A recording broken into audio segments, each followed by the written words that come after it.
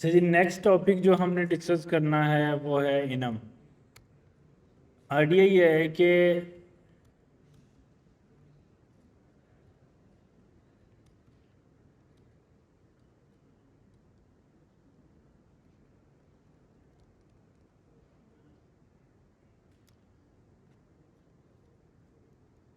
Object की तरह ये क्रिएट होता है, लेकिन इसमें वैल्यूज़ नहीं होती हैं, जस्ट कीज़ होती हैं। तो वो कैसे क्रिएट करते हैं हम इनम को? इनम एक कीवर्ड है, उसके साथ फिर उसका नाम आता है, लाइक कलर्स। सही है। और फिर उसकी आती है आगे वैल्यूज़। अच्छा, वैल्यूज़ में जैसे रेड हो सकता है, ग्रीन या ब्लू, ऐसे। ये हमने इनम डिफाइन किया है। अच्छा, इसका मीनिंग क्या रहता है? हमें ऐसा क्यों करना है कि इनम्स डिफाइन करने हैं? अगर हम कोई प्री डिफाइंड कोई ऐसी वैल्यूज़ डिफाइन करना चाहते हैं जो, मतलब लेट्स सपोज कि अगर 3 कलर्स हैं, सही है, उसको मैं डिफाइन करना चाहता हूँ। और जब भी कलर रेड को मुझे इस्तेमाल करना है तो मुझे उसका एक्चुअल यानी कि कलर रेड की गारंटी चाहिए कि ये ही मैं यूज़ कर रहा हूँ। तो उसके लिए मैं इनम डिफाइन करूँगा। मतलब क्या है? Colour dark red.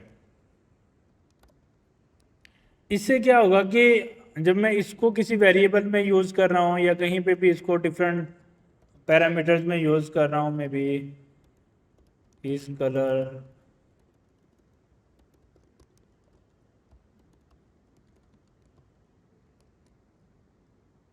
तो ये मुझे उसके उसका इंडेक्स रिटर्न करता है। यानी कि वर्ड कलर के अंदर मैंने कलर रेड को स्टोर करना है, तो मैं क्या करूँगा, कलर्स डॉट रेड, और इसके अंदर इसका इंडेक्स जो है वो स्टोर होगा। सही है। इसका इंडेक्स क्या होगा? 0। इसका इंडेक्स क्या होगा? 1। इसका इंडेक्स क्या होगा? 2।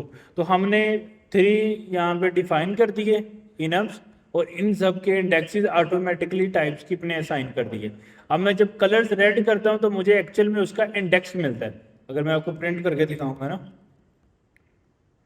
वर्ड कलर को, तो मुझे उसकी जगह पे क्या मिलेगा? उसका इंडेक्स 0। इसी तरह अगर मैं कलर ब्लू करता हूँ तो मुझे उसका जो है वो इंडेक्स मिलेगा, वाट कलर 2। सही। तो आइडिया क्या है कि अगर जब हमें कोई फिक्स वैल्यूज डिफाइन करनी है तो, या फिक्स टाइप्स डिफाइन करनी है, किसी भी चीज़ की फिक्स क्वांटिटीज़ को डिफाइन करना है, तो हम नॉर्मली वहाँ पे इनम्स डिफाइन करते हैं। जैसे वीक डेज को हमें डिफाइन करना है, सही है, तो उनको हम इनम में डिफाइन कर लें कि उससे हमें ईजी रहता है अंडरस्टैंड करना। Week days like Monday, Tuesday, ऐसे सो ऑन। तो उस वक्त मुझे कन्फ्यूजन भी नहीं होगी। अगर मैं वीक डेज डॉट मंडे करता हूँ तो मुझे मंडे का ही इंडेक्स मिलेगा। अगर मैं वीक डेज डॉट ट्यूसडे करता हूँ मुझे ट्यूसडे का इंडेक्स मिलेगा, एंड सो ऑन। तो जहाँ पे हमें फिक्स्ड कोई हमारे पास डाटा है या कांस्टेंट डाटा है, उसको हम डिफाइन करना चाह रहे हैं तो हम इनम्स में डिफाइन करेंगे। सही। अगर हम अच्छा, नॉर्मली ये मुझे इंडेक्सेस रिटर्न करता है, लेकिन अगर हमें इसकी एक्चुअल में मैं चाह रहा हूँ कि रेड ही प्रिंट हो मेरे पास, तो ये फिर एक उस केस के अंदर क्या होगा कि अगर मैं इनम को डायरेक्टली प्रिंट करता हूँ, यहाँ पे मैंने कलर्स डॉट ब्लू करके प्रिंट किया था तो उसने मुझे उसका इंडेक्स दिया था। अगर मैं एग्जैक्ट इसको प्रिंट करता हूँ तो आप लोग देखिएगा कि किस तरह से वर्क करता है। इसके अंदर ऐसे की पेयर वैल्यूज बन जाते हैं। एक ऑब्जेक्ट बनता है जिसके अंदर क्या होता है, उसकी इंडेक्सेस को वो कीज बना देता है। यानी कि पहले को उसने 0 साइन कर दिया, दूसरी को 1 साइन कर दिया, 2 3 4। सही है। और इसके अगेंस्ट सेम इंडेक्सेस भी और वैल्यूज भी सेम, उसको अल्टरनेटिव करके उसने इसको सेव किया। तो अगर मुझे इसकी एक्चुअल वैल्यू चाहिए, यानी कि मैं रेड लिखूं तो मुझे रेड आए, तो मैं क्या कर सकता हूँ कि कलर्स डॉट ब्लू। तो इससे क्या होगा, इस इंडेक्स पे जो भी वैल्यू पड़ी होगी वो मुझे रिटर्न करेगा। यहाँ पे ब्लू रिटर्न कर रहा है यहाँ पे टू रिटर्न कर रहा है। सही है, तो ये भी मेरे पास ऑप्शन होती है, लेकिन ये ऑप्शन हम ज़्यादातर, हमें ये नहीं चाहिए ऑप्शन, ये कन्फ्यूज करती है। हम मोस्टली जब इनफ डिफाइन करते हैं फिर उसके इंडेक्सेस से प्ले करते हैं कि कौन सी टाइप का इनम है। मे बी अगर आपने जो कलर्स को कंपेयर करना है या कोई ऐसी लॉजिक्स लगानी है, वहाँ पे फिर हम क्या करते हैं कि सेम कांस्टेंट वैल्यू को यूज़ करना है ना, तो वहाँ पे हम सेम टाइप ही इस्तेमाल करते हैं। इसका आइडिया ये है कि लेट्स सपोज मैं आपको एक्सप्लेन करता हूँ थोड़ा प्रैक्टिकल लॉजिक के अंदर। देखो मेरे पास एक यूज़र है, उसके ना डिफरेंट रोल रहते हैं, सही है, एक सिंपल यूज़र, एक एडमिन यूज़र, सही है। अच्छा, अब मैं क्या करना चाहता हूँ कि उसका रोल सेव करना चाहता हूँ, सही है। मैं कहता हूँ लेट न्यू एडमिन, और उसके अंदर मैं जो है ना वो उसका रोल डिफाइन कर लेता हूँ, मे बी रोल, और यहाँ पे उसको कह देता हूँ एडमिन, और यहाँ पे नेम वगैरह और बाकी जो है प्रॉपर्टी जो है वो यूज़ मैंने कर ली। इसी तरह मुझे एक यूज़र का ऑब्जेक्ट बनाना है, तो वो भी मैं सेम ही बनाऊँगा, न्यू यूज़र, सही है, और इसमें मैं बना दूंगा यूज़र। ये मैंने दो रोल डिफाइन कर दिए, साथ में नेम्स डिफाइन कर दिए एडमिन्स के। अच्छा, अब प्रॉब्लम ये है क्योंकि मैं यहाँ पे रोल डिफाइन कर रहा हूँ, ये स्ट्रिंग डिफाइन कर रहा हूँ, ऐसे ही है। अच्छा, ये मैंने खुद से टाइप किए हैं। अच्छा, मेरे पास चांसेस हैं कि मैं इसको मिस्टेक कर दूं जब मैं कोई नया यूज़र ऐड कर रहा हूँ, ऐसे ही है ना, कि मेरे पास चांसेस हैं कि मैं उसकी वैल्यू को एडमिन का एन मिस कर दूं। एडमिन का एन मिस होने का मतलब है कि ये पूरा यूज़र ही वर्क नहीं करेगा, क्योंकि उसका रोल एडमिन है ही नहीं अब।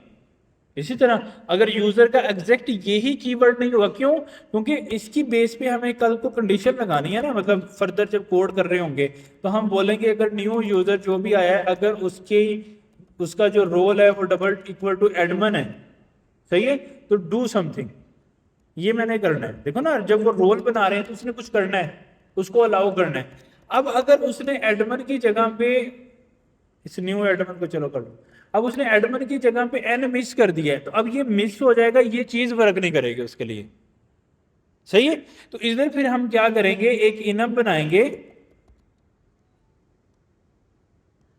यूजर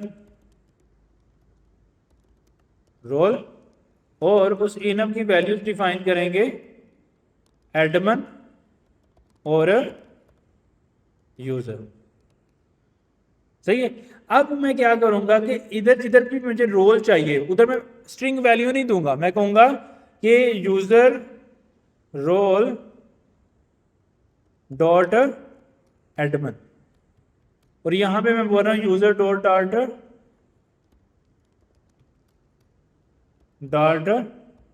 यूजर, सही है। अब जहां भी मैं कंडीशन लगाऊंगा उधर भी मैं सेम कंडीशन लगाऊंगा, यूजर रोल डॉट एडमिन। अब मैंने कन्फ्यूजन खत्म कर दी, समझ आ रही है बात, कि देखो यहां पे भी अब रोल में कोई भी ऐसी की नहीं आ सकती है, कोई कन्फ्यूजन नहीं आ सकती है कि ये एडमिन है, बात समझ रहे हो। और यहां पे भी कोई मिस्टेक नहीं हो सकती, क्योंकि हम यहाँ पे कोई वेरिएबल की कोई स्ट्रिंग वैल्यू यूज नहीं कर रहे, हम एक इनम की वैल्यू यूज कर रहे हैं। वो अगर यहाँ पे मुझे जीरो मिल रही है, वो मुझे यहाँ पे भी जीरो मिलेगी। तो मैं एक फाइल में या एक पूरी ऐप में जहां भी इनम को यूज करूंगा वहां पे वो जीरो ही वैल्यू मिलेगी, बात समझ रहे हो। तो अब जब भी मुझे एडमिन के ऊपर कोई कंडीशन लगानी है, कहीं एडमिन का डाटा सेव करना है, कुछ भी एडमिन रोल पे अप्लाई करना है, तो मैं वहां पे कोई स्ट्रिंग या कोई नंबर से प्ले नहीं कर रहा हूँ, मैं इनम पे प्ले कर रहा हूँ, मैं बोलूंगा यूजर रोल डॉट एडमिन। अब मैं जहनी तौर पे करेक्ट हूं कि मेरा यहाँ पे कोई वैल्यू में कोई गड़बड़ नहीं हो सकती है, क्योंकि वैल्यू मैंने किस में डिफाइन की है, इनम में। इसी को मैं एक्सपोर्ट करके बाकी फाइल्स में, यानी कि जहां पे भी मुझे रोल एडमिन चाहिए ना, वहां पे मैं खुद से स्ट्रिंग नहीं लिखूंगा, मैं वहां पे लिखूंगा यूजर रोल डॉट एडमिन। क्यों? अब मैंने इसको स्टैंडर्डाइज कर दिया एक जगह पे। अब अगर मैंने यहाँ एडमिन को चेंज करके कुछ और करना है तो मुझे यहाँ पे करना है, फिर मुझे पूरी ऐप में भी करना है। इस तरह क्या पहले क्या था, जब मैं मैनुअली कंडीशन लगा रहा था यहाँ स्ट्रिंग बना के यहाँ, तो कोड करते हुए मेरे पास चांसेस हैं कि मैं मिस्टेक कर दूं, और अगर कोई मिस्टेक होगी तो उसको टैकल करना फिर मुश्किल है, उसकी रिसर्च करना, उसके ऊपर लॉजिक्स लगाना एंड सो ऑन, सही है। तो हम क्या करेंगे, जहाँ पे हमें कोई कांस्टेंट वैल्यूज डिफाइन करनी है एक से ज़्यादा, वहाँ पे फिर हम क्या डिफाइन कर रहे होंगे, इनम्स डिफाइन कर रहे होंगे। तो इनअप एक ऐसी टाइप है जिसकी मदद से हम क्या कर सकते हैं कि फिक्स्ड कांस्टेंट वैल्यूज डिफाइन कर सकते हैं, जो कि through out the app use कर सकते हैं। उसमें हमें फिर कन्फ्यूजन नहीं होती हैं कि किसके अंदर क्या वैल्यूज हम कंपेयर कर रहे हैं। That's make sense? सही है। इसी तरह अगर इनम की तरह देखो, जिस तरह हम कांस्टेंट डिफाइन करते हैं, लेकिन कांस्टेंट का मतलब क्या है कि वो एक सिंगल वैल्यू है। मैं कहता हूँ कि एडमन, कांस्टेंट एडमन, उसके अंदर कोई वैल्यू डाल दो, सही है, उसके अंदर वैल्यू डाल दो एडमन। अच्छा, अब ये एक सिंगल वैल्यू है एडमन, अब इससे कोई मीनिंग समझ में नहीं आ रहा, सही है। जब हम इनम डिफाइन कर रहे हैं फिर हमें समझ में आ रहा है ये यूजर रोल एडमन है, बात समझ रहे हो। और दूसरा फायदा क्या है कि अगर हम कांस्टेंट डिफाइन करते हैं फिर हमें एक से ज्यादा कांस्टेंट डिफाइन करने पड़ेंगे, फिर उनको प्ले करना पड़ेगा। फिर हो सकता है कि वो एक कांस्टेंट मैंने एडमन लगाया, एक कांस्टेंट मैंने यूजर का बनाया, उसमें मैंने यूजर वैल्यू दी, ठीक है, और एक कांस्टेंट जो है वो मैंने बनाया है एक और यूजर का, मतलब कोई और यूजर है उसका छोटे से के साथ मैंने यूजर बना लिया। अब जब मैं ये वाला यूजर अगर इधर इस्तेमाल कर दूंगा तो फिर भी प्रॉब्लम आ सकती है ना, क्योंकि देखो कांस्टेंट दो डिफाइन हो चुके हैं। अब वो यूजर का कांस्टेंट मैंने किसी और जगह भी इस्तेमाल करना हो सकता है, ऊपर वाले यूजर का कांस्टेंट किसी और प्लेस पे इस्तेमाल होना हो सकता है। अब ये दोनों चीजें आपस में कंफ्यूज कर रही हैं मुझे कि कौन सा यूजर रोल है और कौन सा यूजर सिंपल किसी और कांस्टेंट के तौर पे यूज होने के लिए। अगर मैं इसका एनएम डिफाइन कर दूं तो मुझे फायदा यह है, मेरी कंफ्यूजन सारी खत्म है, एक फायदा। दूसरा फायदा क्या है कि जब हम खुद से कांस्टेंट बनाएंगे, जस्ट लाइक ये वाला कांस्टेंट हम बनाते हैं, सही है। अब मैं इस रोल की जगह पे बोल रहा हूं ये यूजर, तो मैं बोल रहा हूं यहां पे इफ न्यू यूजर डॉट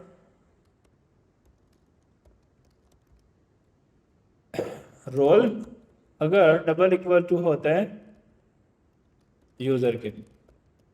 अच्छा, अब ये यूजर एक स्ट्रिंग है, ऐसे ही है ना, और इसमें भी मुझे क्या आएगा, स्ट्रिंग आएगा, और उसकी उसकी लेंथ कितनी है स्ट्रिंग की, 4 कैरेक्टर्स, ऐसे ही है। अच्छा, नॉर्मली जब हम इफ कंडीशन में ऐसे लिखते हैं ना, तो इसकी परफॉर्मेंस एज कंपेयर टू अगर मैं ऐसे लिखूं, ये कोई नंबर हो 2 इक्वल टू 2, इससे काफी ज्यादा स्लो है। यानी कि ये काफी, स्ट्रिंग को किसी स्ट्रिंग से कंपेयर करना और नंबर को किसी नंबर से कंपेयर करना बहुत ज्यादा फर्क है। यानी कि अगर मैं यूजर को double equal to user check कर रहा हूं तो ये ऑपरेशन स्लो है as compare to this operation. मतलब जो नंबर्स होते हैं ना उनको कंपेयर करना मोर देन 100% ऑप्टिमाइज्ड है देन स्ट्रिंग को कंपेयर करना। क्यों? स्ट्रिंग में एक बहुत बड़ा ऐसे आ गया मैसेज, उसमें 1500 कैरेक्टर्स हैं, उसका कंपेयर चेक करना है एक और मैसेज के, उसमें भी 1500 कैरेक्टर्स हैं। तो दो बड़ी स्ट्रिंग को कंपेयर करना कितना मुश्किल है, डिफिकल्ट है ना। इसी तरह इस 4 कैरेक्टर वाली स्ट्रिंग को भी कंपेयर करना वर्सेस 2 इक्वल टू 2 चेक करना, इससे स्लो है। तो एनएम चूंकि मुझे, जब मैं एनएम यूज कर रहा हूं तो वो मुझे क्या कर रहा है, एक क्या दे रहा है मुझे यहां पे, इंडेक्स नंबर दे रहा है, तो नंबर का नंबर से कंपेयर करना इजी है। तो एक बेनिफिट ये है, यानी कि इससे परफॉर्मेंस अच्छी होती है। और दूसरा बेनिफिट एनएम डिफाइन करने का ये है कि हम क्या कर सकते हैं, हमें समझ में आ रही है, हमारे लिए कन्फ्यूजन खत्म हो गई, सही है, कि कितनी जो है वो कौन सी टाइप होगी, और मैं वैल्यू चेंज ना कर दूं, कांस्टेंट की वैल्यू बदल ना जाए, उस कांस्टेंट का कोई और मतलब ना हो, कांस्टेंट का कोई और मतलब ना हो। और दूसरा, जब इस तरह सेपरेट सेपरेट हम कांस्टेंट बनाएंगे उसको अंडरस्टैंड करना भी टेक्निकली डिफिकल्ट होता है। तो जबकि मैंने इनम डिफाइन कर दिया, ये एक कांस्टेंट बन गया। अब मैं बोल रहा हूँ यूजर रोल, तो अब मुझे समझ में आ रहा है भाई यूजर रोल चाहिए। अब यूजर रोल एडमन कर रहा हूं तो अब ये पढ़ने में भी इजी है कि यूजर रोल एडमन मतलब मैं एडमन यूजर रोल की बात कर रहा हूं, यूजर रोल यूजर मतलब यूजर रोल सिंपल यूजर की बात कर रहा हूं, सही है।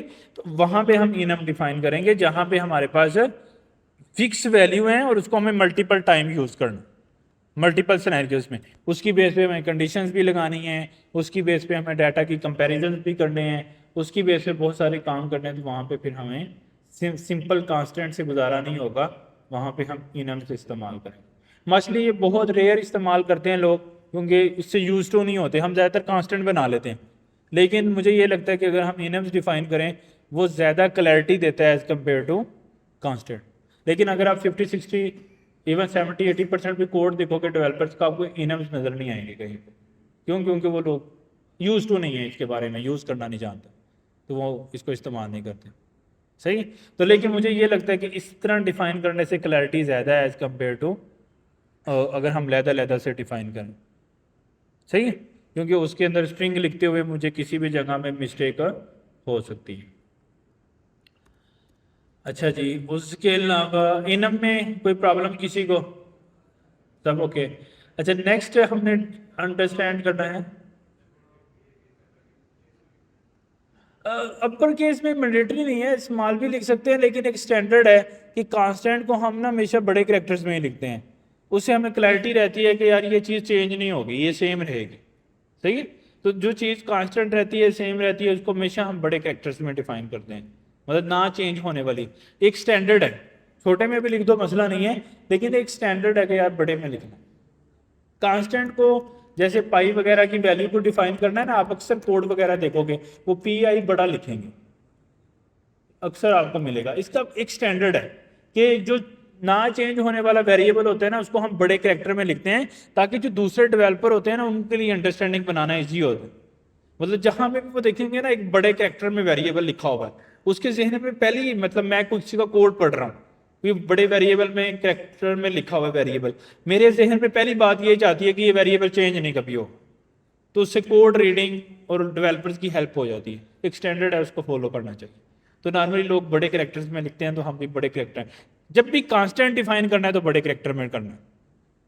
बहुत सारे प्रोजेक्ट्स कोड जब आप रीड करोगे फर्दर, आपको भी ये बात समझ में आएगी। वो इसलिए कि कुछ ज़रूरी नहीं है, कोई हमें कोई टाइप स्क्रिप्ट नहीं बोल रहा कि बड़ा लिखो छोटा लिखो, लेकिन हमने स्टैंडर्ड बना लिया है, उससे हमें हेल्प हो रही। अच्छा, उसके अलावा जो है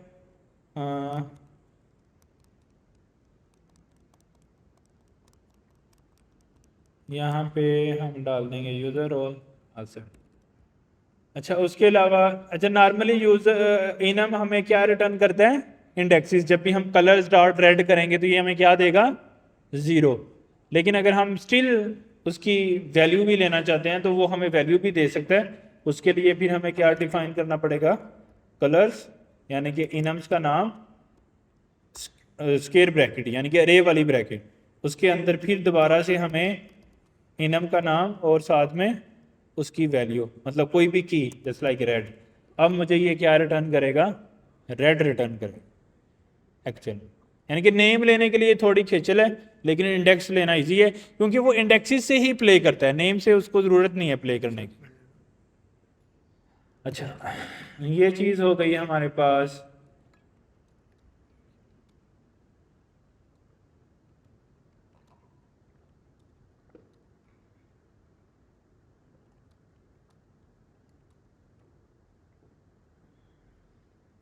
अच्छा, नेक्स्ट हमने क्या डिस्कस करना है?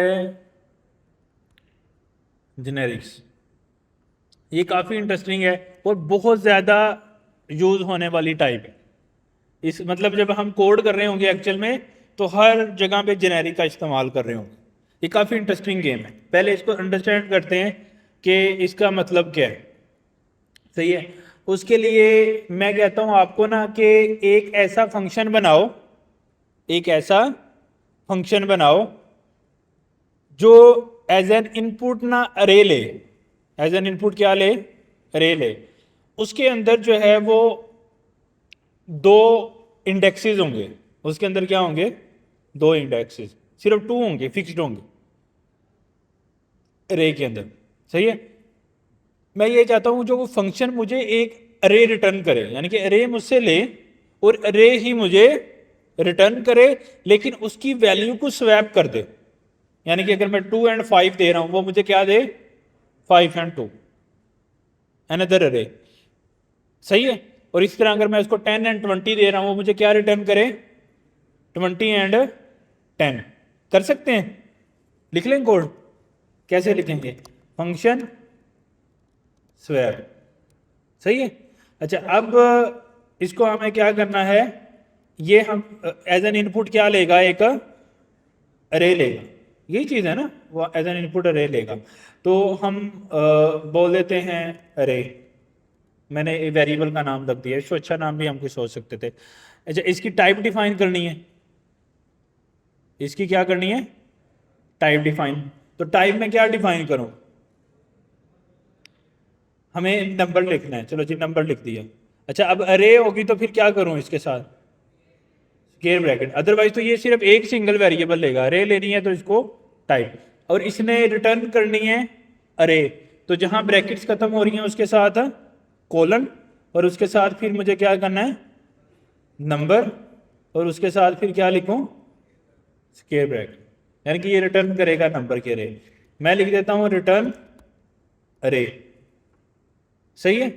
अच्छा, अब इसके अंदर मैं क्या कहता हूं कि अरे के अंदर दो इंडेक्सेस है, मुझे पता है, मैं बोलता हूं कि 1 पहले चला जाए और अरे का जो 0 इंडेक्स है वो बाद में चला जाए।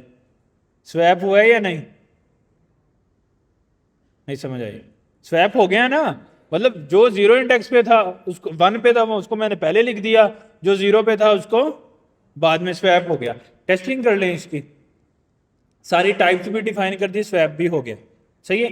अब मैंने रे रिटर्न कर दी यहां से। अच्छा, मैं अब क्या करता हूं, कांस्टेंट, और इसको मैं कहता हूं कि रिजल्ट। अच्छा, मुझे क्या रिटर्न करेगा ये, अरे उसकी टाइप क्या होगी, नंबर, उसकी रे टाइप होगी, ये मैंने लिख दिया इधर, और इसका नाम लिख दिया स्वैप, और इसको अब क्या पास करनी है मुझे, अरे, उसमें क्या होगा, नंबर, कौन कौन सा पास कर दें, 10 और 20, और अगर मैं इसको प्रिंट करूंगा तो अब क्या हो जाएगा, मुझे रिजल्ट मिल जाएगा, मिल जाएगा ना रिजल्ट, सही है। अब रिजल्ट मुझे मिल गया तो अच्छा जी, क्या रिजल्ट आने वाला है, कौन बताएगा,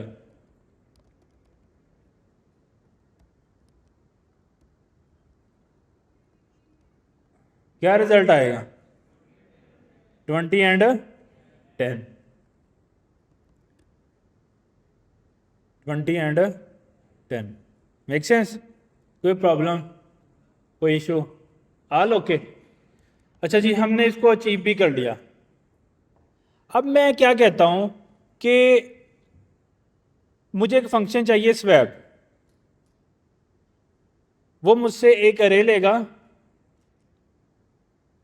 उस अरे के अंदर 2 इंडेक्सेस होंगे, लेकिन वो इंडेक्सेस इस दफा नंबर नहीं स्ट्रिंग होंगे, नवीद एंड अली।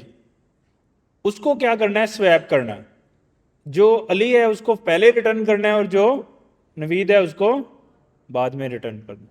तो अब मुझे क्या करना है,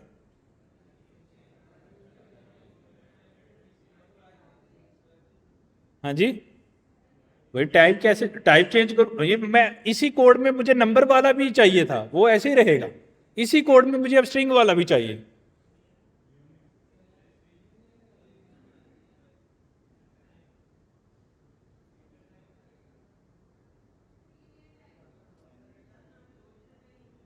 नहीं, वही जो कुछ ये है वैसे ही चाहिए, बस ये है कि अभी मैं 10 एंड 20 भेज रहा हूं, अब अगला एक इसी फंक्शन को, इसी तरह का एक फंक्शन में कॉल करूं जिसमें नवीद एंड अली भेजूं, जो मुझे रिटर्न करेगा अली एंड नवीद,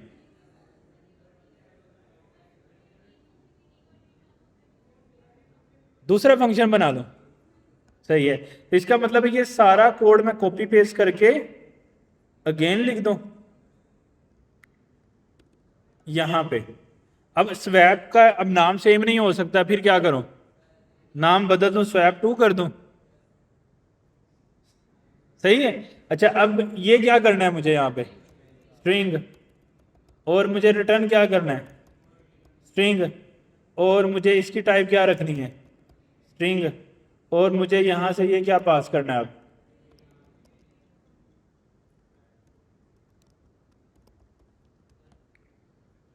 सही है, और इसको कर देना है रिजल्ट 2,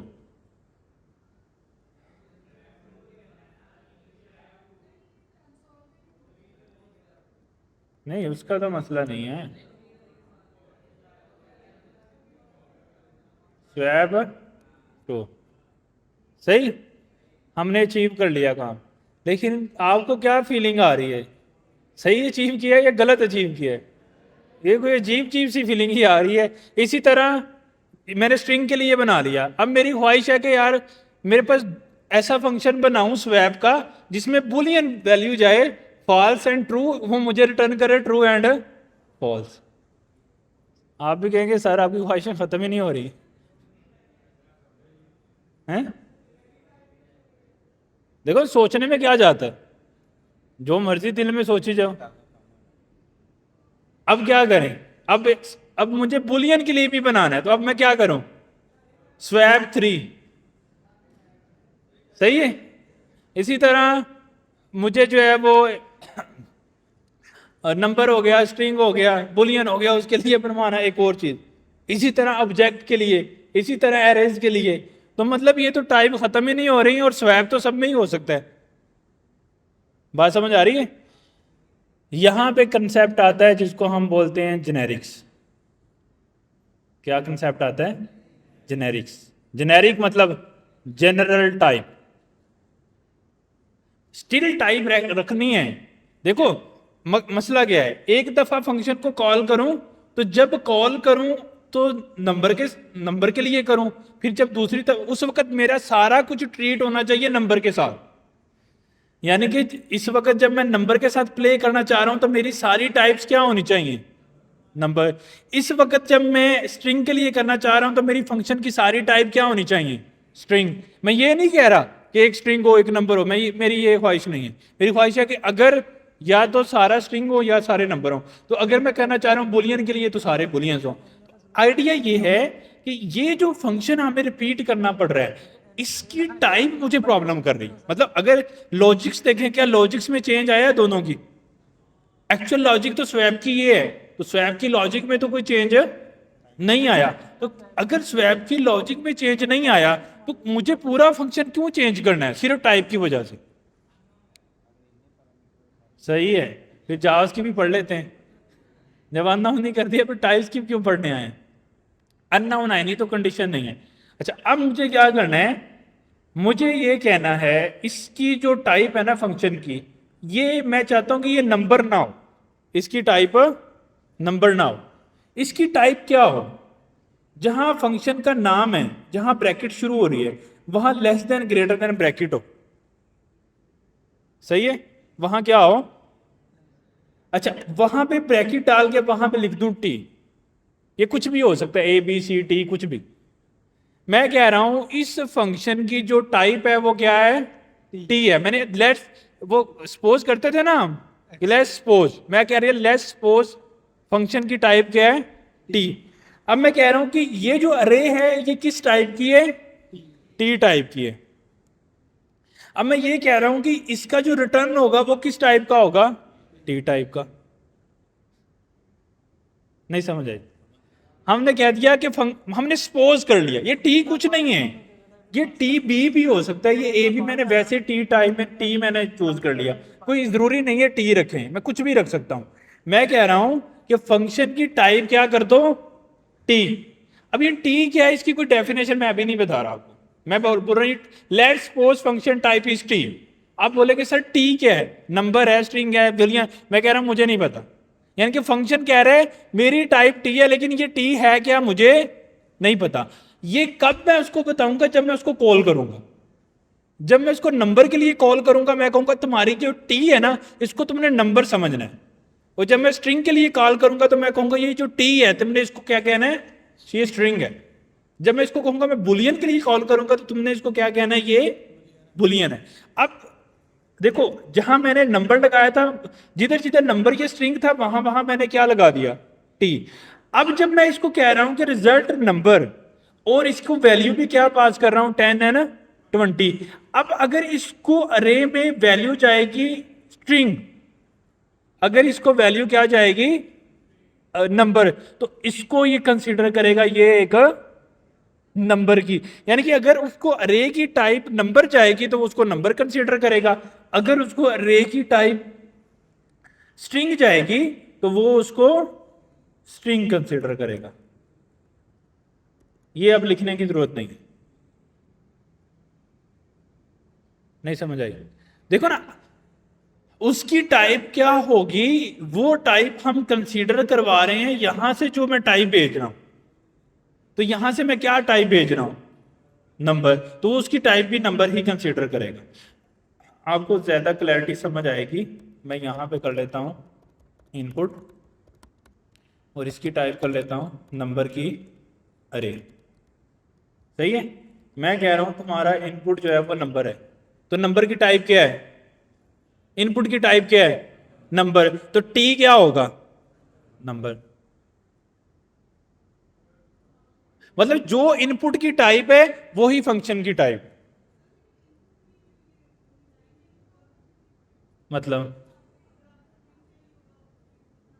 तो वो तो जब आप डाटा पास कर रहे हो स्ट्रिंग, तो उसको स्ट्रिंग पास नहीं करना, वो तो करना ही है ना, फंक्शन तो कॉल करना नहीं है। फंक्शन कॉल करेंगे तो स्ट्रिंग भेजेंगे।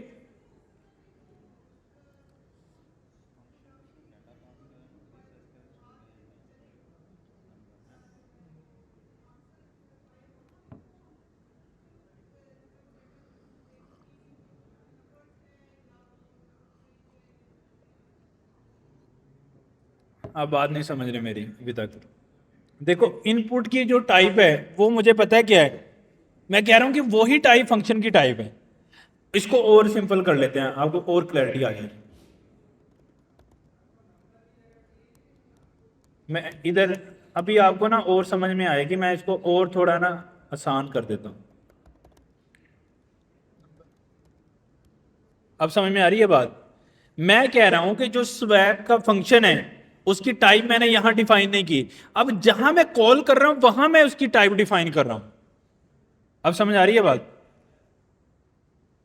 देखो पहले जो स्वैप टू किया था उसमें प्रॉब्लम ये थी कि मेरी ऊपर वाली टाइप सेम हो रही थी, नंबर थी, तो मैं उसको देखो इस फंक्शन के अंदर अगर मैं नंबर लिख दूंगा तो क्या मैं इसको स्ट्रिंग के लिए कॉल कर सकता हूं? नहीं। तो मैंने इसको अज्यूम कर लिया कि तुम्हारी टाइप क्या है, टी। अब ये टी टाइप है क्या, ये जब मैं उसको कॉल करूंगा मैं भेजूंगा साथ, तो मैंने यहां पे साथ में क्या भेजा, नंबर। तो इसीलिए जब मैंने इसको स्ट्रिंग के लिए कॉल करना है तो मैं यहां पे साथ में भेजूंगा कि तुम्हारी टाइप क्या है, स्ट्रिंग है। सही है? इसके अंदर इसी तरह अगर मुझे इसको बुलियन के लिए कॉल करना है स्वैप को, तो मैं उसको क्या बोल दूंगा, तुम्हारी टाइप क्या है, बुलियन है, और यहां दोनों में क्या पास कर दूंगा, ट्रू और फॉल्स। देखो मैंने जैसे ही उसको बुलियन बोला ना कि तुम्हारी फंक्शन की टाइप बुलियन है, अब वो कह रहा है तुम मुझे पैरामीटर स्ट्रिंग नहीं भेज सकते, क्योंकि अब मेरी फंक्शन की टाइप क्या है, बुलियन। यानी कि फंक्शन जो इनपुट ले रहा है वो किस में ले रहा है, टी में, तो टी को मैंने बोल दिया बुलियन है। अब क्या मैं इस टी की अरे को स्ट्रिंग भेज सकता हूं? नहीं। अब मुझे इसको क्या, एक्चुअली अब टी मेरा क्या है, बुलियन है, तो अब मुझे वैल्यू भी क्या भेजनी है, बुलियन। तो अब मुझे यहां से क्या भेजना है, ट्रू फॉल्स। समझ आ रही है बात? यानी कि पहले क्या था, स्वैप के केस में अगर हम ये टी यहां पे डिफाइन नहीं करते हैं, हम यहां पे डिफाइन कर रहे थे नंबर, ऐसे ही है, हम रिटर्न भी क्या कर रहे थे, नंबर, ये ठीक हो रहा था। अच्छा अब ये जेनेरिक नहीं था, ये मैं इसको खत्म कर रहा हूं, अब ये नंबर यहां से जा रही है, ठीक है, लेकिन अब ये फंक्शन पैरामीटर किस टाइप का डाटा रिसीव कर रहा है, अरे नंबर, क्या इसको मैं स्ट्रिंग भेज सकता हूं? नहीं। जैसे मैं स्ट्रिंग भेजने की कोशिश करूंगा वो मुझे एरर देगा, वो क्या बोलेगा कि भाई स्वैप का जो फंक्शन है वो स्ट्रिंग रिसीव नहीं कर रहा, वो किस टाइप की डाटा टाइप रिसीव कर रहा है, नंबर टाइप की। तो मैं उसको क्या भेजना चाह रहा हूं, स्ट्रिंग। अब मेरे पास दो ऑप्शन थे, या तो मैं स्वैप टू क्रिएट करूं जिसके अंदर स्ट्रिंग स्ट्रिंग कर दूं, तो स्वैप टू को यहां पे कॉल कर लूं, और फिर बुलियन के लिए स्वैप थ्री कॉल बनाऊं। ऐसे ही करना पड़ना था ना, अगर मैं जेनेरिक नहीं डिफाइन कर रहा तो मेरे पास ये सिनेरियो रहता है। सही है? और ऐसे डायरेक्टली कर लेते हैं, आपको उससे ज्यादा क्लैरिटी आएगी। बस मुझे ये करना है कि अगर मुझे स्ट्रिंग करना है वही फंक्शन कॉपी करना है स्वैप टू, इसके लिए मुझे यहां पे क्या करना है, स्ट्रिंग रिटर्न टाइप की क्या करनी है, स्ट्रिंग, और यहां से स्वैप टू को कॉल करना, ये एरर खत्म हो जाएगा। क्यों? क्योंकि अब मैं इनपुट में क्या भेज रहा हूं, स्ट्रिंग, और फंक्शन भी क्या रिसीव कर रहा है, स्वैप टू, स्ट्रिंग। अच्छा, इसी तरह अगर मुझे बुलियन के लिए करना है तो मुझे फंक्शन कॉपी करना है, उसका नाम रखना है स्वैप 3, और इसको यहां पे क्या करना है, बुलियन की अरे रिटर्न क्या करना है, बुलियन की अरे, और यहां से मुझे इसको जस्ट सिंपली स्वैप 3 कर देना, एरर खत्म हो जाएगा। That's make sense. लेकिन मसला क्या है कि स्वैप की लॉजिक मेरी सब फंक्शन के लिए सेम है, सिर्फ फर्क क्या है, टाइप्स का। तो वो ये कह रहा है कि ये जो टाइप है इसमें फर्क ये है कि हर एक इनपुट के बेस पे आपकी फंक्शन की टाइप चेंज हो रही है। तो आप ये करो, फंक्शन की टाइप जो मल्टीपल जनरेट कर रहे हो, इसी स्वैप की टाइप को कर दो जेनेरिक टी। अब ये टाइप टी क्या होगी, जब मैं इसको कॉल करूंगा मैं बता दूंगा। समझ आ गई आपको बात? तो मैं जब कॉल करूंगा टी बता दूंगा, और ये टी ही रिटर्न टाइप होगी। और इसको मैं कह रहा हूं कि तुमने ये टाइप रिसीव करनी है पैरामीटर के साथ टी। ये जब मैं फंक्शन को कॉल करूंगा मैं बताऊंगा कि तुम्हारी टाइप क्या होगी, टी। अच्छा, अब जिस तरह मैं पैरामीटर भेजूंगा उस तरह मैं टाइप भी भेजूंगा उसकी, सही है। अच्छा, टाइप कैसे भेजूंगा कि जब मैंने इसको स्ट्रिंग के लिए कॉल करना है, बोल रहा हूं स्वैप, और उसके साथ मैं लगाऊंगा less than greater than bracket. अब मैं यहां से टी की लॉजिक भेजने लगा हूं कि टी, हमने बोला टी टाइप होगी, लेकिन टी टाइप तो क्या टाइप स्कीम में एग्जिस्ट करती है? नहीं, वो हमने जस्ट सपोज किया हुआ है। अब उसकी टाइप मैं यहां से भेजने लगा हूं, उसकी टाइप क्या होगी, स्ट्रिंग। और यहां से इसकी टाइप भेजने लगा हूं कि इस वक्त टी की टाइप क्या होगी, नंबर। अच्छा, इसकी टाइप मैं अब भेजने लगा हूं, इधर भी मैं स्वैप कर देता हूं, तो इसकी टाइप मैं यहां से भेज देता हूं बुलियन। बात समझ आ गई? अब ये बीच में से मैं फंक्शन जो है वो खत्म कर देता हूं,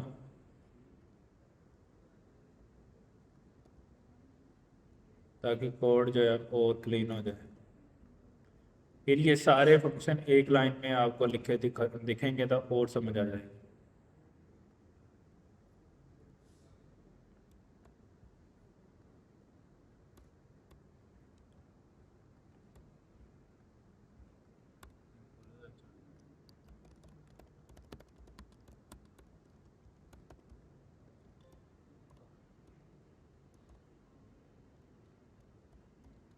अभी देखो, ये स्वैप एक फंक्शन है, इसको पैरामीटर जा रहा है 10 एंड 20 एक नंबर्स की अरे। उसके साथ पहले मैंने ब्रैकेट लगा के क्या पास किया है, टाइप। तो मैं कह रहा हूं कि फंक्शन स्वैप को कॉल करो, less than greater than bracket, मतलब तुम टाइप पास करो।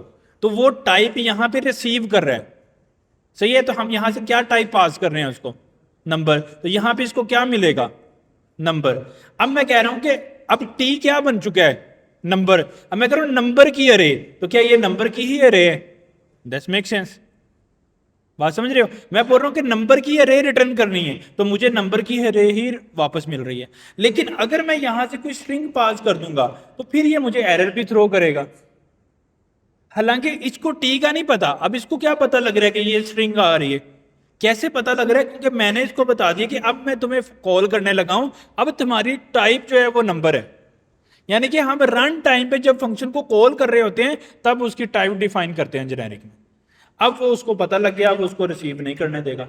इसी तरह मैं बोल रहा हूं कि स्वैप को कॉल करो, लेकिन टी को बताओ मुझे। वो कहेगा टी बताओ, स्वैप को कॉल करना, टी क्या होगा? मैं कह रहा हूं टी होगा स्ट्रिंग। अब वो करेगा ठीक है, यानी कि अगर टी स्ट्रिंग है तो मैं कह रहा हूं टी की अरे। मैं क्या कह रहा हूं, टी स्ट्रिंग है, टी की अरे मतलब स्ट्रिंग की अरे, और रिटर्न क्या करो, स्ट्रिंग की अरे। अच्छा, जब मैं बुलियन बोल रहा हूं तो मैं बोल रहा हूं कि टी इस वक्त क्या बन चुका है, अब बुलियन। तो मैं जब बोल रहा हूं टी की अरे मतलब बुलियन की अरे, तो क्या बुलियन की अरे जा रही है? वो इस चीज को वेरीफाई करेगा और रिस्पॉन्स में क्या भेजेगा, बुलियन की अरे। तो इसमें टाइप सारी चेक हो रही हैं, बस हमने उन टाइप को क्या कर लिया है, जेनेरिक कर लिया, ताकि वो मल्टीपल स्केलर टाइप पे काम कर सके, सेम फंक्शन मल्टीपल चल सके। क्योंकि देखो स्वैप करना, स्वैप हम बुलियंस को भी कर सकते हैं, स्वैप हम नंबर को भी कर सकते हैं, स्वैप स्ट्रिंग को भी करना पड़ सकता है।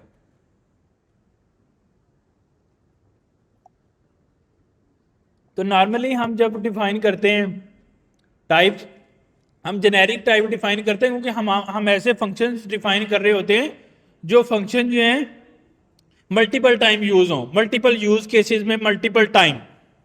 देखो ना, मैंने स्वैप का फंक्शन बनाया, तो कोई मैं ऐसा थोड़ी बनाऊंगा कि ये सिर्फ नंबर पे चले, फिर तो इशू हो जाएगा ना। तो ऐसी चीजों के लिए फिर हम मल्टीपल टाइप के यानी कि जेनेरिक टाइप के फंक्शंस डिफाइन करते हैं। तो मोस्ट ऑफ द टाइम ये जेनेरिक वहां पे चाहिए जहां पे फंक्शन को रीयूजेबल यानी कि मल्टीपल टाइप्स पे रीयूजेबल करना है। कहीं पे आपको एक फंक्शन है जैसे इंक्वायरर डॉट प्रॉम्प्ट, अगर वो एक ही फंक्शन है और उसकी मल्टीपल कॉपीज में नहीं है, वो एक ही तरह का डाटा ले रहा है, डेट्स इट। लेकिन अगर वही फंक्शन मल्टीपल तरह का डाटा इनपुट ले रहा है, मल्टीपल सिनेरियोज में चल रहा है, फिर वहां पे हमें जेनेरिक टाइप डिफाइन करनी चाहिए। सही है।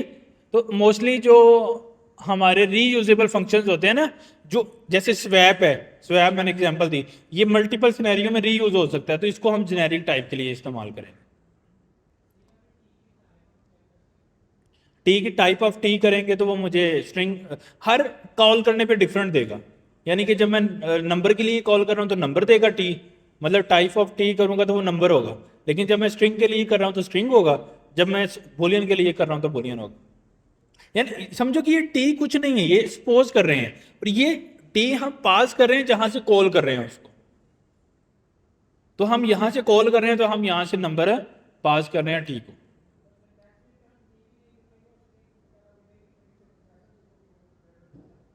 किसके लिए? हाँ, ये लाजमी लगानी है, इसका मतलब जेनेरिक। टी की जगह हम बी कर सकते हैं, फिर सारी जगह हम बी कर देंगे। ये सपोज है ना, जिस तरह हम लेट सपोज एक्स वाई करते थे ना सपोज मैथ के अंदर, वही सीन है कि हम कह रहे हैं let suppose T is type, then T if T is type then do this. अब सपोज कर लिया हमने टी कि ये चीज वो है, तो इसीलिए हमने उसको, अब मैंने सपोज कर लिया बी, तो अब मैंने बी को कह दिया कि बी ये है, बी वो है। अभी बी का मतलब नहीं, फंक्शन की हद तक बी का कोई मतलब नहीं है, लेकिन जब इसको कॉल करेंगे फिर इसका मीनिंग समझ में आएगा। लेकिन अक्सर आपको यहां पे टी लिखा नजर आएगा, रीजन क्या है? T mean type. मैंने बी लिखूंगा फिर भी कोड मेरा बिल्कुल कोई एरर नहीं आ रहा इसमें, लेकिन टी लिखने का मतलब है कि उससे क्लैरिटी आती है कि टाइप डिफाइन कर रहा हूं। बी से ये भी लग सकता है ना, पैरामीटर है, कुछ ऐसा लग सकता है। वर्ड, पूरा वर्ड यूज कर लो आप। मे बी क्या लिखे, स्वैप टाइप। तो अब स्वैप टाइप के अंदर इसको बोल देंगे स्वैप टाइप की रे, उसको बोल देंगे स्वैप टाइप का रिटर्न। तो वो थोड़ा बड़ा हो रहा है, थोड़ा अजीब अजीब लग रहा है, तो नॉर्मली इसलिए टी यूज कर लेते हैं, एक सिंगल सा वर्ड है, इजी रहता है।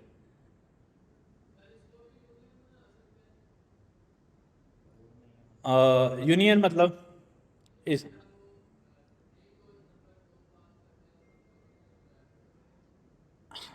अच्छा, वो थोड़ा ट्रिकी है। अगर हमें दो टाइप्स डिफाइन करनी है, उनको रिटर्न करना है, उनको सेंड करना है, वो थोड़ा ट्रिकी हो जाएगा। कर सकते हैं, पॉसिबिलिटीज हैं उसको भी। उसके लिए फिर हमें मैप क्रिएट करना पड़ता है, थोड़ा कम्प्लेक्स है वो, तो उसको फर्दर फिर हम डिस्कस करेंगे किस दिन। अभी के लिए इतना हजम कर लेना, ये ना हो ये भी ना समझ आए, क्योंकि ये भी टेक्निकल है ना, इसको अंडरस्टैंड कर ले फिर मजीद कम्प्लेक्स की तरफ जाएंगे, क्योंकि 90% ऑफ द केसेस को ये हैंडल कर लेते हैं, तो इससे ज़्यादा के केसेस हमें चाहिए भी नहीं। लेकिन वो उसमें एक मैप का है होता है, और इसमें एक कंडीशनल ऑपरेटर भी हम लगा सकते हैं, दो फर्दर इसमें हम इन एडवांसमेंट कर सकते हैं, लेकिन वो बहुत रेयर यूज़ होते हैं। ज़्यादातर ये जेनेरिक यूज़ होते हैं सिंगल उसके साथ। मल्टीपल टाइप्स के साथ भी करना हो तो हम कर सकते हैं। फिर हमें यहाँ से यानी कि अगर हम मल्टीपल टाइप डिफाइन कर रहे हैं, समझो कि मैं स्ट्रिंग भी कर रहा हूँ, तो मुझे यहाँ से फिर मतलब दो पास भी करने हैं, समझ रहे हो? लाइक मैं इसको अगर टी बोल रहा हूँ, इसको मैं फिर बी बोलूँगा। अब अगर मैं इधर से नंबर भेज रहा हूँ, इसको मैं यहाँ से स्ट्रिंग भेज रहा हूँ, टी। हो सकता है मैं इसको बोलूँ कि जो रिटर्न करना है वो बी करना है। बात समझ रहे हो? तो मतलब क्या है कि मुझे यहाँ से तुमने दिस मतलब मे बी हेलो वर्ल्ड, ऐसे करना है। और फिर मतलब इसके अगेंस्ट भी दूसरों को प्रॉब्लम हो जाएगी क्योंकि दूसरों में हमने स्ट्रिंग डिफाइन नहीं किया। वो थोड़ा कर सकते हैं, थोड़ा कम्प्लेक्स हो जाएगा। मतलब क्या है कि टी में जा रहा है नंबर और बी में जा रहा है स्ट्रिंग, तो वो टी बी अब दोनों यूज हो सकते हैं फॉर मल्टीपल सिनेरियो। सही, खैर दैट्स ओके। अच्छा, अगर मेरे पास ऐसा ही कोई सिनेरियो हो तो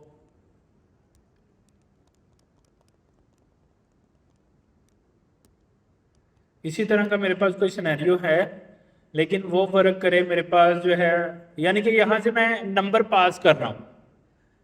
मैं कोई ऐसा फंक्शन बना सकता हूँ जो जो है वो क्या करे,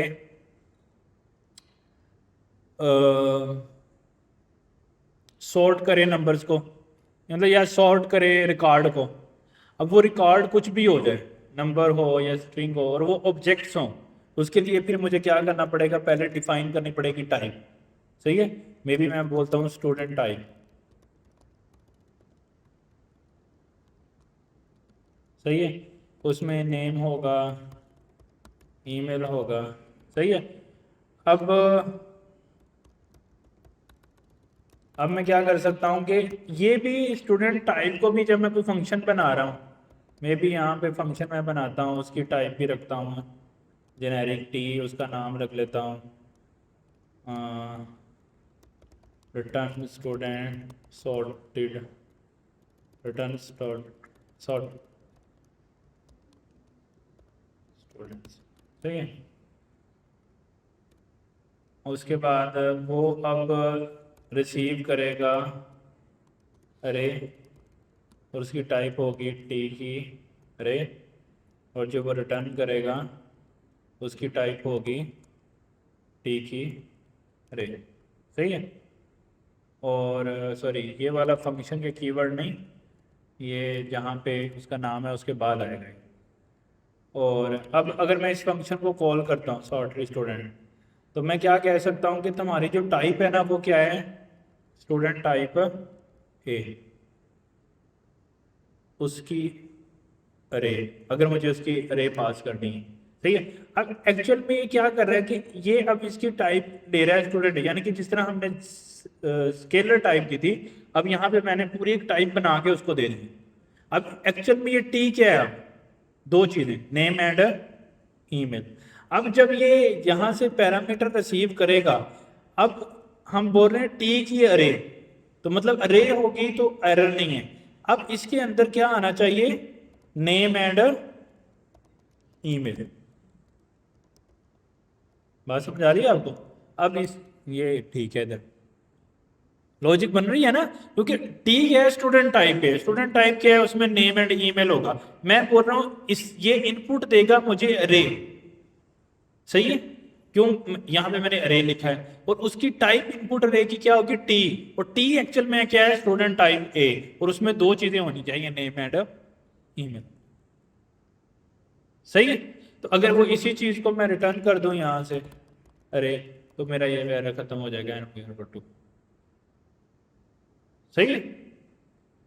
तो ऐसे भी हम कर सकते हैं, बहुत सारे यूज केसेस निकल के आ सकते हैं।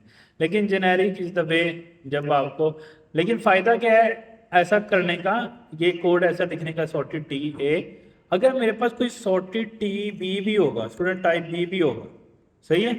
और उसके अंदर में भी डिफरेंट वैल्यूज हैं, एज एंड ईमेल समथिंग। अब अगर मैं इस फंक्शन को दोबारा कॉल करता हूँ सॉर्टेड स्टूडेंट को, सही है, उसको मैं कहता हूँ, और यहाँ पे स्टूडेंट की टाइप पे करता हूँ डी, तो इसको मैं पास कर सकता हूँ एज। अब ये देखें कि ये यही सेम फंक्शन मेरे लिए स्टूडेंट टाइप बी के लिए भी काम कर रहा है, हालांकि उसकी कीज डिफरेंट है। क्यों? क्योंकि सेकेंड टाइम इस टी का मीनिंग चेंज हो चुका है। अब इस टी का मीनिंग हो गया एज एंड ईमेल। अब उसको एज एंड ईमेल इनपुट आ रहा है, वी आर गुड टू। बात समझ आ रही है? तो इस तरह से हम फंक्शन को क्या कर लेते हैं, जेनेरिक कर लेते हैं।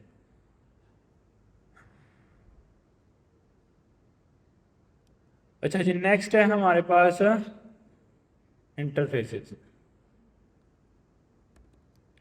जिस तरह हम टाइप के कीवर्ड से टाइप डिफाइन करते हैं ऑब्जेक्ट की, ऑब्जेक्ट की टाइप किस कीवर्ड से हम क्रिएट कर रहे हैं, टाइप के कीवर्ड से, इसी तरह हम इंटरफेस के कीवर्ड से भी ऑब्जेक्ट की टाइप क्रिएट कर सकते हैं। उसके कुछ एक्स्ट्रा बेनिफिट्स हैं देन टाइप कीवर्ड। सही है, वो कैसे करेंगे? इंटरफेस, इंटरफेस का नाम मे बी, जिस तरह हमने स्टूडेंट ए रखा तो हम कह देंगे कि स्टूडेंट सी। सही है, और उसमें क्या होगा, रोल नंबर, स्ट्रीम नंबर और यूनिवर्सिटी स्ट्रीम। सही है, ये दो चीज़ें होंगी उसके अंदर। इंटरफेस मैंने क्रिएट कर लिया। अब इसकी बेस पे मैं कोई भी, जिस तरह हम टाइप के कीवर्ड से ऑब्जेक्ट क्रिएट कर सकते थे ना, इस तरह हम इंटरफेस के कीवर्ड से भी ऑब्जेक्ट क्रिएट कर सकते हैं। इसमें फ़र्क क्या है कि हम जब टाइप डिफाइन करते हैं, हम कैसे कर रहे थे कि टाइप का नाम इक्वल टू का साइन, बस इंटरफेस में हम इक्वल टू का साइन नहीं लगा रहे और टाइप के कीवर्ड की जगह पे क्या लगा रहे हैं, इंटरफेस का कीवर्ड। सही है। अच्छा, अब मैं कोई ऑब्जेक्ट बना सकता हूं, ऐड न्यू ऑब्जेक्ट, उसकी टाइप क्या होगी, स्टूडेंट टाइप सी। सही है। अब इसमें क्या क्या होना चाहिए सब्जेक्ट में, रोल नंबर और दूसरा यूनिवर्सिटी। अगर हम टाइप से भी करें तो सेम ऐसे नहीं कर सकते, यही टाइप है, मैं भी इसको मैं डी कह लेता हूँ और इसको मैं बोल देता हूँ टाइप। अब मुझे इक्वल टू लगाना जरूरी है, अगर मैं यहाँ पे टाइप के कीवर्ड से भी बनाऊँ तो फिर सेम ही चल रहा है, यानी कि इंटरफेस और टाइप बिल्कुल सेम है, सिर्फ सिंटैक्स का फर्क है। अच्छा, अब डिफरेंसेस देख लेते हैं। फंक्शनैलिटी वाइज तो सेम ही लग रहे हैं ना, कि टाइप के कीवर्ड से भी मैं पूरी ऑब्जेक्ट की टाइप बना पा रहा हूँ, इंटरफेस की भी। अब फर्क क्या है? पहला फर्क ये है कि टाइप के कीवर्ड से मैं ऑब्जेक्ट के साथ बाकी की टाइप भी बना सकता हूं। मैं कहता हूं कि type A equal to number और नल, यानी कि अब मैंने एक टाइप डिफाइन की है सिंगुलर स्केलर टाइप। सही है, लेकिन ऑब्जेक्ट डिफाइन नहीं किया और ये ए डिफाइन कर लिया। अब जब मैं इसकी टाइप को यहां पे रखूंगा तो एरर आएगा ना, क्यों? ये क्या एक्सपेक्ट कर रहा है, एक सिंगल वैल्यू नंबर या नल। तो ये चीज हम, यही सेम चीज हम इंटरफेस से नहीं कर सकते। मैं क्या ऐसे नहीं कह सकता इंटरफेस बी एरर आएगा, यानी कि interface purely for objects, they cannot use for scalar types, but type keyword can be used for a scalar type. सही है।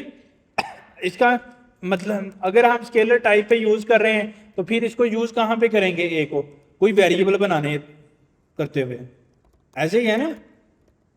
एनी वेरिएबल टाइप क्या होगी, ए। अब इसमें क्या सेव हो सकता है, नंबर या फिर नल। एक्चुअल में ए क्या है, ए तो कोई प्री डिफाइंड टाइप नहीं है ना, लेकिन ये हमने टाइप बनाई है जिसका नाम क्या रखा है। हम अपनी कस्टम टाइप कैसे बनाते हैं, टाइप के कीवर्ड से। हमने कस्टम टाइप दो कीवर्ड से बनानी सीखेंगे, एक टाइप के कीवर्ड से और दूसरी इंटरफेस के कीवर्ड से। टाइप के कीवर्ड से जो हम कस्टम टाइप बनाते हैं उसके अंदर स्केलर प्लस ऑब्जेक्ट दोनों शामिल होते हैं, लेकिन इंटरफेस के साथ ओनली ऑब्जेक्ट, स्केलर नहीं डिफाइन कर सकते। सही है। और यहां पे मैंने टाइप कर ली ए नंबर एंड वैल्यू, और इसके अंदर अब वैल्यू, अब ये स्केलर वैल्यू वेरिएबल के तौर पे मैंने इसको यूज कर लिया। समझ आ रही है बात? ओके। इसी तरह अगर मैंने इसकी अरे बनानी है, मैं इसको कह दूंगा अरे, इसको मैं सिंपली किस में रैप कर दूंगा, एरे पे। यानी कि स्केलर टाइप को मैं डायरेक्टली यहां पे लिख दूं टाइप, या ऊपर बना के टाइप के कीवर्ड से भी कर लूं तो दोनों से चलेगा, लेकिन इससे मैं ऑब्जेक्ट की टाइप भी बना सकता हूं। लेकिन इंटरफेस में ओनली किसकी टाइप आएगी, ऑब्जेक्ट की टाइप आएगी। Make sense? फर्क समझ में आ गया? पहला फर्क ये है कि interface only for objects and type can work for both scalar types और ऑब्जेक्ट्स, दोनों के लिए चल सकती है टाइप का कीवर्ड जो है। फिर दूसरा, इंटरफेस के अंदर इक्वल टू का साइन नहीं आता है और टाइप के अंदर इक्वल टू का साइन आता है। अच्छा, फिर नेक्स्ट एक और डिफरेंस है, हमने एक इंटरफेस बनाया है स्टूडेंट सी, सही है। अब हम एक और इंटरफेस बनाते हैं टीचर ए, और उसके अंदर हम डालते हैं मे बी क्लास, और उसकी टाइप क्या रहेगी? स्ट्रिंग। अच्छा, अब इस स्टूडेंट इंटरफेस को हम बाद में बनाते हैं। मैं ये चाह रहा हूं कि जो टीचर ए के अंदर प्रॉपर्टीज हैं वो स्टूडेंट टाइप सी में भी आ जाए, सही है। तो मैं क्या कर सकता हूं, यहां पे कीवर्ड है मेरे पास एक्सटेंड्स, मतलब मैं स्टूडेंट टाइप सी की फंक्शनैलिटी को एक्सटेंड कर रहा हूं विद द टीचर ए। मतलब क्या है, अब एक्चुअल में अगर मैं स्टूडेंट सी लगता हूं यहां पे तो क्या होगा कि ये मुझे एरर देगा कि हालांकि अगर देखो स्टूडेंट टाइप सी में मैंने दो चीजें डिफाइन की थी, कौन कौन सी?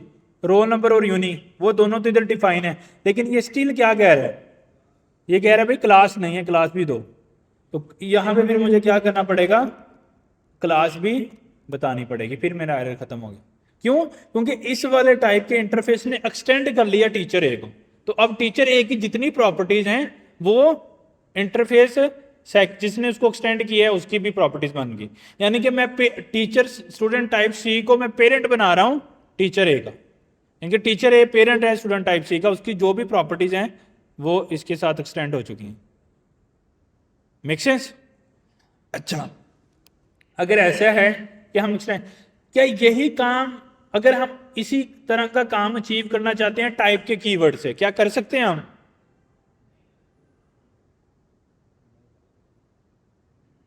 मैंने आज ही पढ़ाया है भाई, इंटरसेक्शन यूज कर सकते हैं, क्यों नहीं कर सकते? अभी कर लेते हैं। देखो यहां पे हमने टाइप की डिफाइन है स्टूडेंट डी, एक और टाइप डिफाइन करो स्टूडेंट में भी, ठीक है, और उसमें क्या रख दो? क्लास, और उसकी टाइप कर दो स्ट्रिंग। और अब मुझे एक ऑब्जेक्ट बनाना है और उसकी टाइप क्या कर दी मैंने? यहां पे अब टाइप डिफाइन करनी है, फिर उसकी वैल्यू। तो टाइप डिफाइन करते हुए क्या मैं ये नहीं कह सकता कि student type D and student type क्या था दूसरी ई, तो ये दोनों को मिक्स कर दो। इसमें मतलब ये एक्चुअली एक वो काम अचीव करने के लिए ये तरीका ठीक नहीं है, लेकिन अचीव किया जा सकता है। इंटरफेसेस को ही हम इस्तेमाल करेंगे क्योंकि इसमें कंफ्यूजन ज़्यादा है as compare to interfaces. Interfaces में ये काम बड़ा क्लियरली हो रहा है और उसमें समझ भी आ रही है कि मैं इस इंटरफेस मतलब स्टूडेंट सी की फंक्शनैलिटी इंक्रीज कर रहा हूँ टीचर ए के साथ।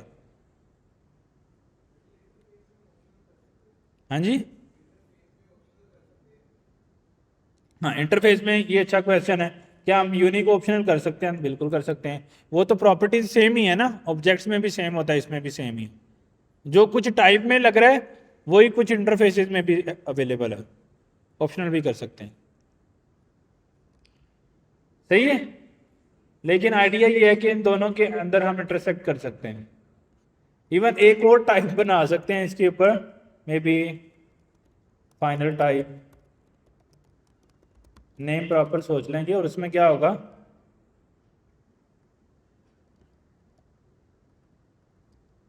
ऐसा भी कर सकते हैं ना, उनको इंटरसेक्ट करके एक टाइप बना लिया, उस टाइप को आगे फर्दर यूज कर लिया।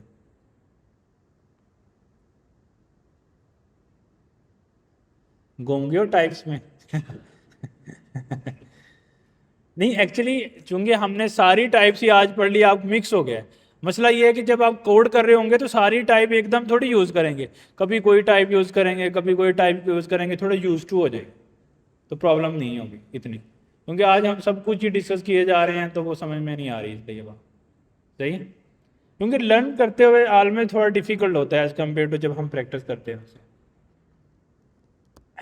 लेकिन एटलीस्ट जितना कुछ हमने पढ़ लिया इससे बाहर आप कोई भी टाइप्स नहीं देखोगे चीज़ें, वो इसी के अंदर ही आपको नई चीज़ें सारी जो हैं वो नज़र आ जाए।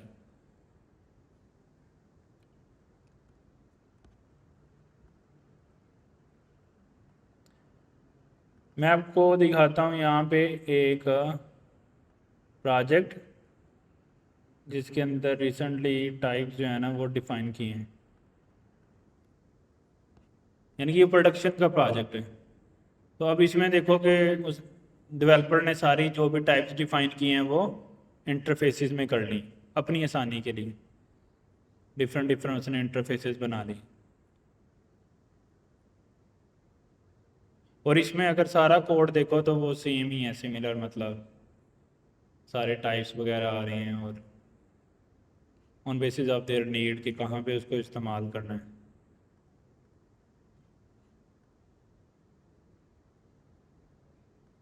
स्ट्रिंग की अरे, मतलब एक्चुअली में जो भी हम टाइप सीख रहे हैं वो सारी टाइप्स फर्दर यूज हुई।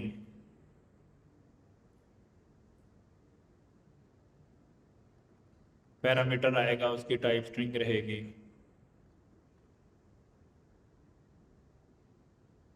ये less than greater than bracket आएगी तो क्या समझ में आएगा, क्या समझ में आएगा, जहां पे भी less than greater than bracket समझ में आएगी समझो जेनेरिक आ गया। तो समझो इसका मतलब ये कोई फंक्शन है उसके अंदर जेनेरिक टाइप है और मैं उसको एक नई टाइप दे रहा हूं, उसमें क्या है आईडी शुड बी स्ट्रिंग, तो वो उसको उस तरह से कंसीडर कर लेगा, यानी कि उसने टी सपोज किया होगा और उसमें वो हमें मिल जाएगा फर्दर सर्च।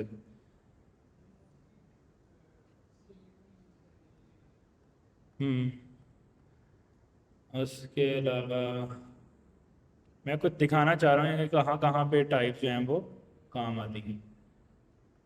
अब ये इसने क्या डिफाइन किए है, यूनियन डिफाइन किया है, और ये सिंगुलर स्केलर टाइप है स्ट्रिंग, और ये यूनियन डिफाइन, ये क्या चीज़ है बोलिए, ये वाइड का क्या मतलब है, यानी कि ये फंक्शन कुछ रिटर्न नहीं करेगा। उसके बाद इसमें रिटर्न उसने लगाया भी कहीं नहीं है, और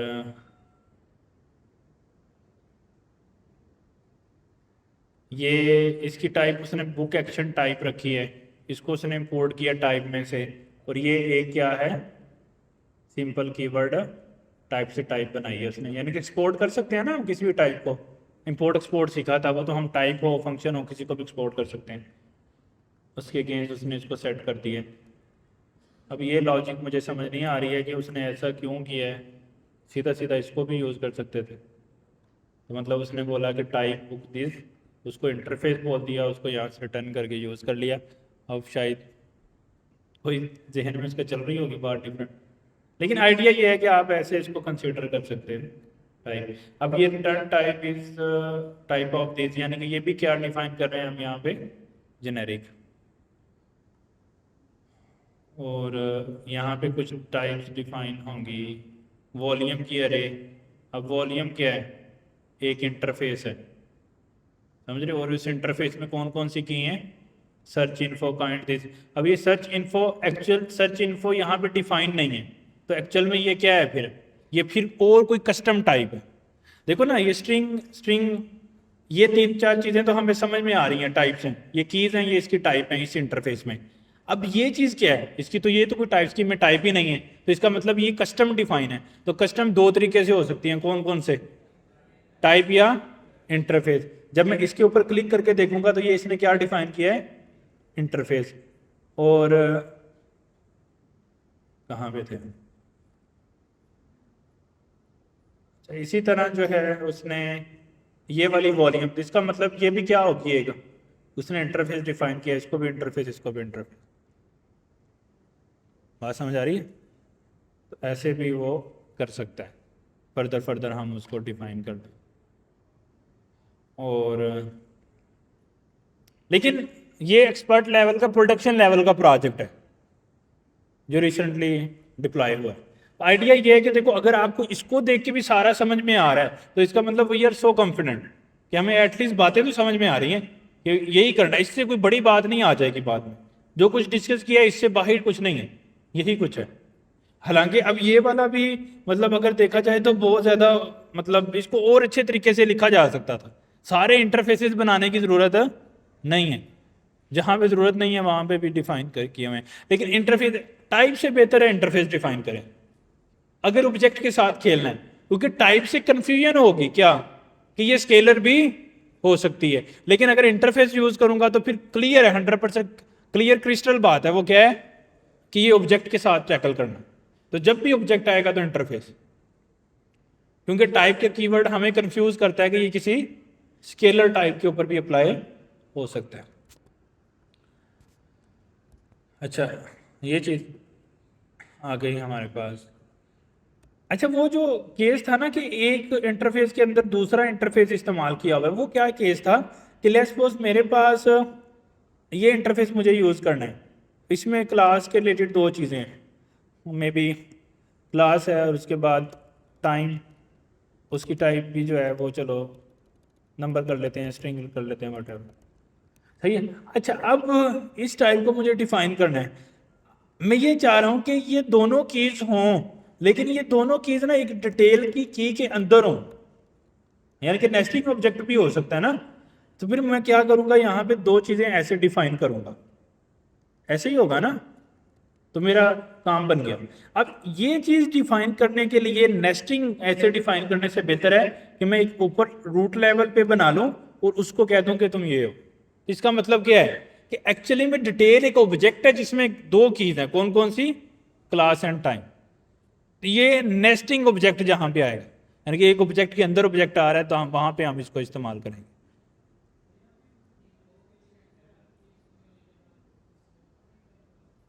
हाँ जी, हाँ, नहीं इधर तो नहीं एक्सटेंड कर सकते ना, एक्सटेंड तो रूट लेवल पे होगा। हाँ, एक और अगर आपने कराना है एक और एक्सटेंड करा दो। वो एक्चुअली इसको एक्सटेंड नहीं कराएंगे, वो फिर हम इसको एक्सटेंड कराएंगे ना, उसके अंदर टीचर में सब कुछ आ जाएगा, टीचर का इसमें आ जाएगा। नहीं, वो ये ऐसे ही चलेगा मल्टीपल। ऑल गुड, समझ आ गई सब कुछ। तो अभी हम थोड़ी प्रैक्टिस करते हैं। मैं बोलता हूँ कि मेरे पास जो है वो डमी जेसन समथिंग, यहाँ पे डिफरेंट डिफरेंट जेसन्स हैं, like get all products, get a single product. चलो गेट ऑल प्रोडक्ट का करते हैं। अच्छा, ये मेरे पास एक डाटा है जिसमें क्या क्या आपको नजर आ रहा है, कुछ भी नजर नहीं आ रहा, अभी नजर आ रहा है, एक मिनट, अभी नजर आ रहा है।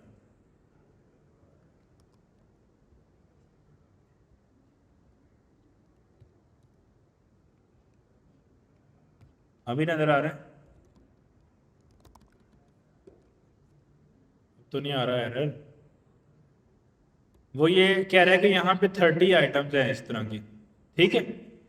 अच्छा, ये एक ऑब्जेक्ट है जिसमें प्रोडक्ट की है, जिसमें टोटल की है, स्किप की है, लिमिट की है, ऐसे सही है। अब हम इसका ये पूरे इस चीज को हमें डिफाइन करना है। तो आपने मुझे मेरे साथ इस पूरी प्रोडक्ट की ना टाइप्स डिफाइन करवानी है। ये मेरे पास अगर डाटा हो तो इसकी मैं टाइप कैसे डिफाइन करूंगा, तो जल्दी से सब लोग हेल्प करेंगे मुझे। यानी कि इसको मैं एक टाइप देना चाह रहा हूँ, वो टाइप होगी क्या। अभी मैंने ऑब्जेक्ट रख दी, वो तो कुछ भी वैल्यूज आ जाए, लेकिन एक्चुअल में यहाँ पे टाइप डिफाइन करना चाह रहा हूँ, तो मैं कैसे करूँ, हैं इंटरफेस बनाऊं या टाइप बनाऊं। इंटरफेस, क्योंकि मुझे क्लैरिटी रहनी है कि मैंने ऑब्जेक्ट के साथ खेलना है। इंटरफेस डाटा टाइप बोल दूं, product type, that's also make sense, ठीक है। प्रोडक्ट इंटरफेस भी बोल सकते हैं या सिर्फ प्रोडक्ट भी बोल सकते हैं हाल, ताकि और क्लैरिटी आ जाए। फिर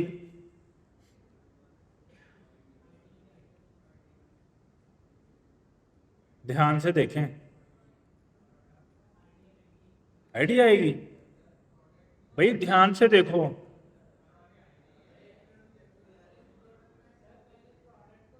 हाँ, पहले प्रोडक्ट को डिफाइन करेंगे भाई।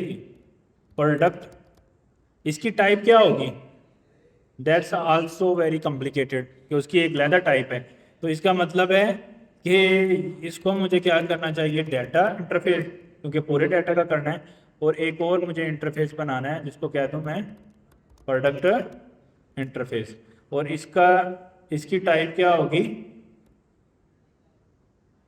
आईडी। ये सारी मैं कॉपी कर लेता हूँ और यहाँ पे डाल देता हूँ। और इसकी जो है टाइप मैं क्या कहता हूँ कि आईडी की होगी, टाइप क्या होगी? नंबर। इसकी टाइप क्या होगी? स्ट्रिंग। इसकी टाइप क्या होगी? स्ट्रिंग। हाँ जी, इधर नंबर, इधर नंबर, नंबर।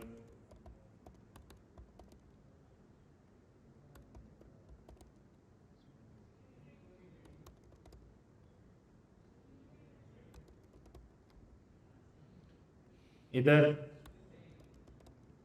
इधर अरे ऑफ स्क्रीन। आप लोगों को तो सारी समझ आ गई। अच्छा, अब ये क्या है, यहाँ से हटाने पड़ेंगे मुझे ताकि वो चीज़ बन जाए प्रॉपर।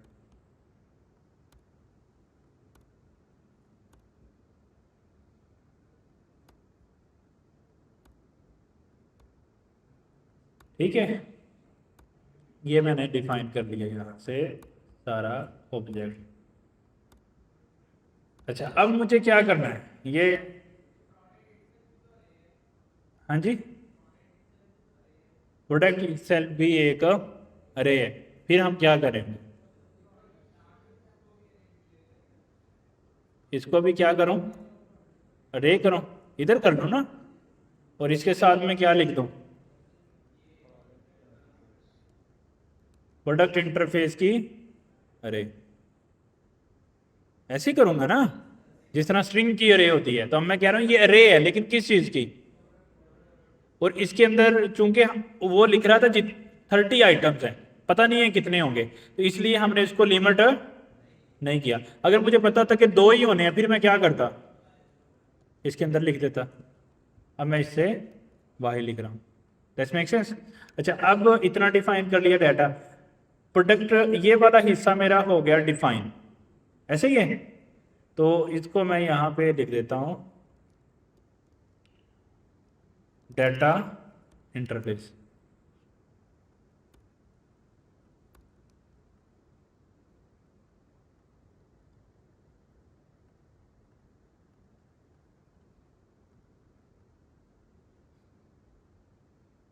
उसने सारे खत्म कर दिए।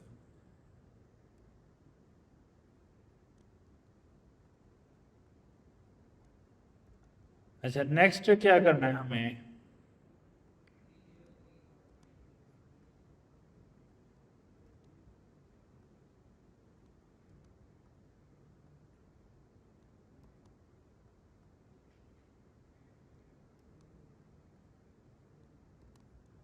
अच्छा जी, नेक्स्ट स्टिल ये एरर दे रहा है, क्यों? हाँ, ये कौन कौन सी? टोटल, स्कीप और लिमिट, इनको हम सीधा किस में डिफाइन कर दें? इसी इंटरफेस में। क्या डिफाइन कर दें? टोटल क्या होगा? नंबर। और स्कीप क्या होगा? नंबर। और लिमिट क्या होगा?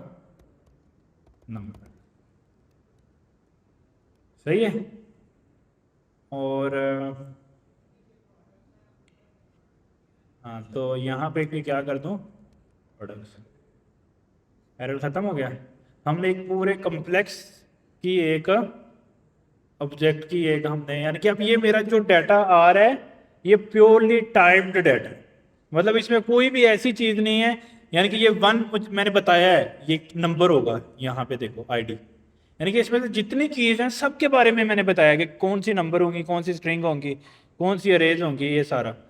यानी कि ये चीज़ अगर हम आज कर पा रहे हैं ना, तो इसका मतलब है कि आपको टाइप्स की समझ आ गई है कि कैसे करते हैं। सही है जावास्क्रिप्ट की।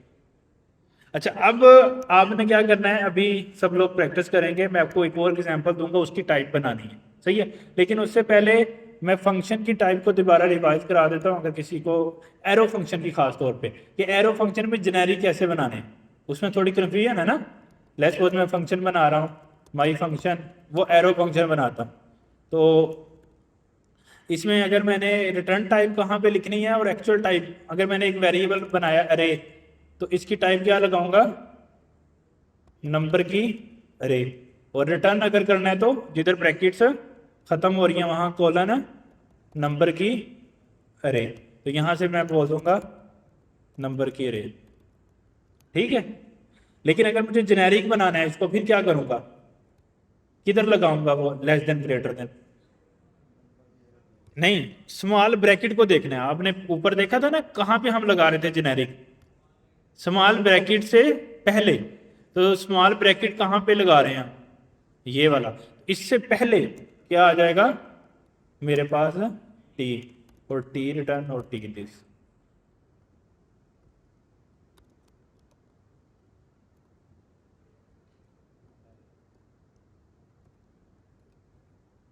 सॉरी, रे रिटर्न करनी है ना, हम टाइप रिटर्न करने। All good. तो अगर मतलब अगर एरो फंक्शन हो तो फिर हम ऐसे टाइप डिफाइन करेंगे, जेनेरिक और दूसरी। यानी कि जितनी भी टाइप्स हैं एरो शुरू होने से पहले और इक्वल टू के बाद में, सारी हम फंक्शन की टाइप, जेनेरिक भी उधर ही होगा, पैरामीटर की टाइप भी और रिटर्न टाइप की, तीनों टाइप इसी के अंदर ही आएंगी। सही है, ऑल गुड। अच्छा, अब हम ये डमी जेसन पे जाते हैं और किसी और चीज़ का डाटा देखते हैं, कोई कम्प्लेक्स सी चीज़ का मे बी।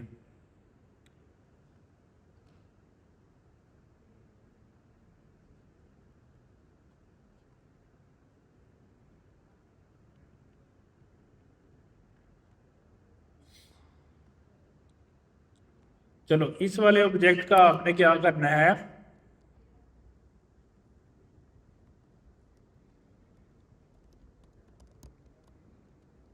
इस वाले ऑब्जेक्ट का आपने बनानी है टाइप्स।